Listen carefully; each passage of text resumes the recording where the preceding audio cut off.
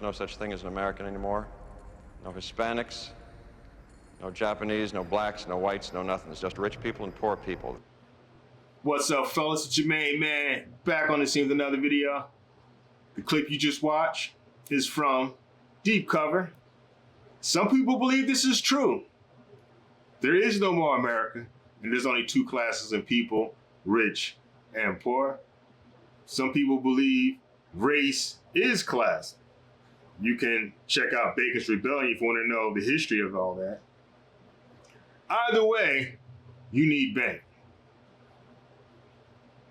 Learn something that pays good money. You live in a capitalist society. You need bank to sustain yourself. Period. There's no way around that. If you want to live a good life, you don't want to be susceptible to recessions, depressions. It's good to be on a higher end of society. So back in the day, there used to be this show called Tony Brown's Journal. And he used to talk about stuff like that. You know, how to get your money up and stuff like that. Me, a friend of mine, Brother Carlton, we were talking about that, and he felt that race was more of a looming problem. And I felt that that may be true, but without bank, you can't sustain yourself. You can defend yourself better with it than without it. So I'd rather have money than not have money. Either way, whatever you believe in, bank is where it's at. Get your money up, invest. So we're gonna check out a couple clips how a new type of immigration is radically changing Portugal's economy. And I have another one from Better Bachelor about the looming depression that's on its way. Or maybe we are already in it. So let's expand this and rock and roll. I believe it had a, let me see, yeah, 1.25. Might speed it up a little bit. Matter of fact, let's do it at 1.5 so we get through this faster. Was 40 years in some developed countries such as the United States. On average, graduates across all of Europe, the Americas, and Asia now spend 1.1 days per week working from home. Whilst this might not seem like much at face value, the lack of wild variation between countries demonstrates just how widespread and accepted remote working has become on a global scale. And as evidenced by the boom of digital nomads worldwide, remote working is... This is why I say learn something that pays good money. Because you can work anywhere in the world if you can work remotely with a nice check.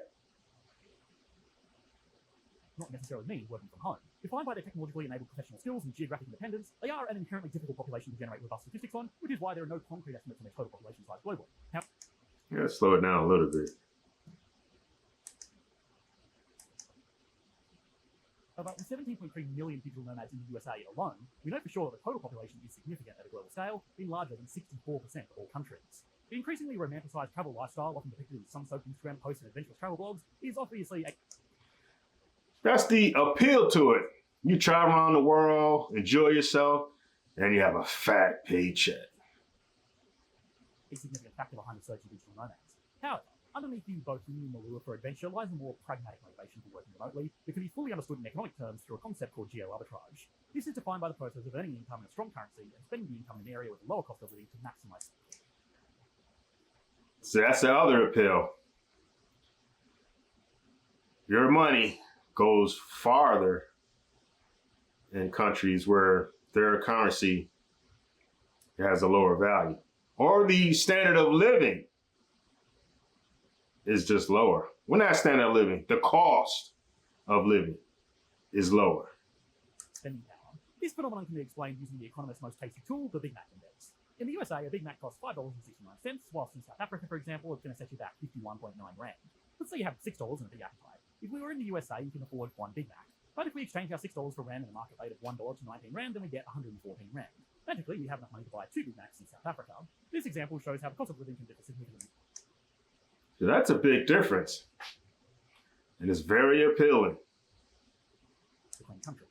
Now, real macroeconomists don't use the Big Mac index, but they do use something similar called purchasing power parity, which adjusts economic statistics for the cost of items in a local currency. The Big Mac index is really just a very simple and easy way to understand GDP adjustments. A digital nomad is perfectly placed to exploit these differences. They can maximize their purchasing power by living in a relatively low-cost country whilst earning a high income from a high-cost country. Of course, remember that. That's the plan. High income, low cost. Always leverage your position to your advantage. this assumes the barriers to travel between these countries are low, and in recent years they have certainly lowered as nations compete to attract them and their spending power. 54 countries now offer some form of digital nomad visa designed as an easy route to live and work in a foreign country for an extended period without the need to gain permanent residency. Portugal is one of the nations competing to attract new and retain its current population of digital. So they want that so you can spend money in their country. Because it does make a big difference when you have people coming to your country spending money. Nomads, having launched its own digital visa in 2022. When combining its advantageous coastal position within Western Europe with its relatively low cost of living, Portugal is an attractive proposition for digital nomads who want to avoid deviating from their employer or clientele's time zones too drastically. And with the cost of living being 44% lower in Lisbon compared to London and 58% lower compared to New York, the financial benefits are clear. The estimated 16,000 strong digital nomad population. That's a big difference. Big difference. There's a channel that I watch, Our Rich Journey. They moved to Portugal. In Lisbon, alongside the large digital nomad communities in other cities throughout the country, demonstrates the strength of these pull factors. So that's all great for the digital nomads that can live large in the European sun, but what's in it for Portugal? The immediate impact of digital nomads is demand-led growth. With a high marginal propensity to consume, their higher incomes are spent on local goods and services in Portugal, such as basic necessities, hospitality, leisure, and accommodation. This increases business income, which drives employment, and living standard increases more widely. In the medium term, Yeah, like I said, they want that money. the presence of digital nomads has encouraged business investment. Sectors like tourism, co-working offices, digital infrastructure, and short-term rentals have grown rapidly in recent years, and in the long term, digital nomads are shifting the Portuguese economy towards increased readiness to capitalize from major technological advancements in the 21st century. This all sounds great, but there is a catch. Here it is. There's always a trade-off. Everything has a trade-off. By the largest problem for Portugal associated with digital nomads is the increased cost of living as a result of demand increases for goods and services. In some areas, local wages can no longer compete with the income of digital nomads in the rental market, creating a fragmented dual economy. Local populations have been priced out of their own cities, particularly in the... You hear that? Local population have been priced out of their cities. That's what's going on right here in the U.S. Look at any major city. The ordinary Mo is getting priced out. This is why I say, get your paper right so this doesn't affect you like that. Again, money's a tool. Lisbon, where the median house price increased by 50% from 2019 to 2023. In fact, as a country more general, Portugal's house price to income ratio has risen at one of the fastest paces in the world since 2015, beaten only by New Zealand and the Czech Republic in this sample of nations. This highlights a long-running issue around the affordability of home ownership for Portuguese residents, who largely blame the booming short-term letting market. Oh, let's go back to that chart.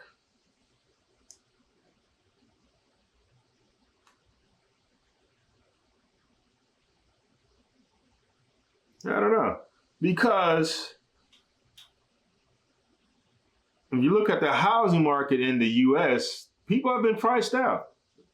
So you're telling me these places are even worse? Wow.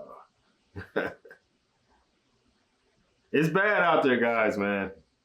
As I say, you have to get in the money game to protect yourself. It's not about greed. It's about life. Protecting yourself. Living a good life, man. Czech Republic in this sample of nations.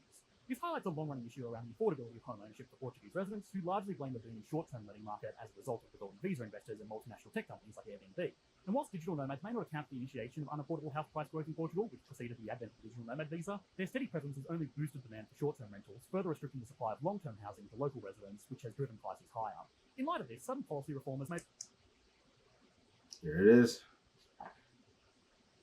There's always a trade-off. It sounded good when they initially did it, but now they're kind of like, maybe we should have done that. The strategic position of digital nomads in the eyes of the Portuguese government less clear. Because of concerns for housing affordability for Portuguese residents, the new government has implemented barriers to high-income immigration, and whilst they may not directly affect digital nomads yet, they certainly place them in an insecure and uncertain position.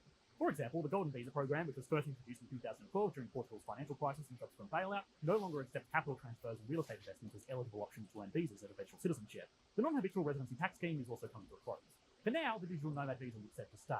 What we can be sure of, however, is that the digital nomad. I guess it depends on how that impacts the people. If they can't get housing or they're priced out, they might flip the script on that. Nomad population is part of the wider trend toward Portugal, at least attempting to become a digitally advanced economy fit for the 21st century. Since COVID-19, non-digital employment has declined sharply, while digital employment surged at a rate noticeably larger than. That's enough of that. Let's check this other one out. This is Better Bachelor. Make sure I got the speed right. All right, let's do it. Understand that a house is almost 50% higher, half again as high, in 4 years. Throw in a tripling of interest rates in many markets, and you're easily paying twice as much on your monthly mortgage payment as you were from just 4 years ago. He said Big Crude drew reversing previous week's gain and a drop in distillates on the week, while SPR sees only small gains. If private gasoline stocks keep dropping, even while the Northeast Reserve is drained, that points to insufficient product leaving refineries. And you know what that means. High-ass gas prices. So that means there's not enough gas leaving refineries. Does that sound familiar? A la oil crisis of the 1970s. Yeah, I remember that. I won't go down through all of these, but Waiting long lines to get gas. But he's going through financial markets. He's going through things in the Eurozone, construction, global S&P, global stuff. Like, it's all here. Again, this is, he's at, let me find his at here. He's at Real EJ Antoni, Antoni. A good follow. You know, he, like I said, he works over at Heritage Foundation. More and these are from other people. I just pulled up a bunch of quotes today while I was doing this. With the latest jobs report released, everyone should be talking about this chart. This is from Jason Robertson, co-founder of the American Tribune. He says in the last 12 months, native-born American jobs are down by 600,000 jobs. The illegal immigrant jobs are up 2.2 million. There it is. You know why they're here? To replace you, push wages down, so they can get super rich, and you go broke. And you're paying for it. That's the thing that really gets me. If they want cheap labor, they should be paying for it, not the taxpayer. That's your company. You want that. You pay for it. Nearly 16 million illegals are here and not working, an increase of 700,000. Are we adding jobs? Yes. We're adding low-paying jobs that illegals who get public assistance are taking. Public assistance. So that means they're still getting taxpayer dollars and take your job. God damn. They're trying to do you dirty, bro. You guys gotta wake up. Stop voting for these people. Anybody who's been in there longer than 2 terms should be voted out. I'm gonna do another video on that. So illegals are getting the jobs, they get paid, and many of them are sending money back home. That's money leaving our economy. Yeah. And native-born Americans, their jobs are down 600,000. And it says here, 16 million illegals are here and not working. This is from right here, not in labor force. From, let me bring up this chart. An employment status of the civilian population by nativity and sex, not seasonally adjusted. And it says right here, foreign-born 16 years and over. Down here, not in labor force, 15,870,000. What a stunning number. And then if you look at the not in labor force in the U.S., if I'm reading this correctly, 83 million people. Combined, that's 100 million people that are age 16 and over. That is stunning. That is stunning. No wonder we're running out of money. From Zero Hedge, just a quick blurb. He said, and of course, another huge downward revision. So this is something the government's been doing now for years, I think. They'll come out with a jobs report and say, oh, we've got 272,000 people that are now working in May. Yeah. And how much do those jobs pay? That's the part they don't tell anyone about. If you have to work 2 or 3 jobs to stay afloat, it's not a real job. I did a video on this a few months ago. Go check it out. I should link it in the description box. And they revised it from 272 down to 218. Almost 50,000 or 60,000 jobs, just poof. And then the April jobs they released, and they said, wow, we've got 165,000 people for the job report of April. And now in June, they're revising it from 165 down to 108. These aren't revisions, they're lies. We're going to cut this off there. That's what it is. They're lying to you. They don't want you to know how bad it really is. Oh, the jobs report. We added 250,000 jobs. Yeah, if they only pay $8 an hour. They don't pay enough to sustain yourself.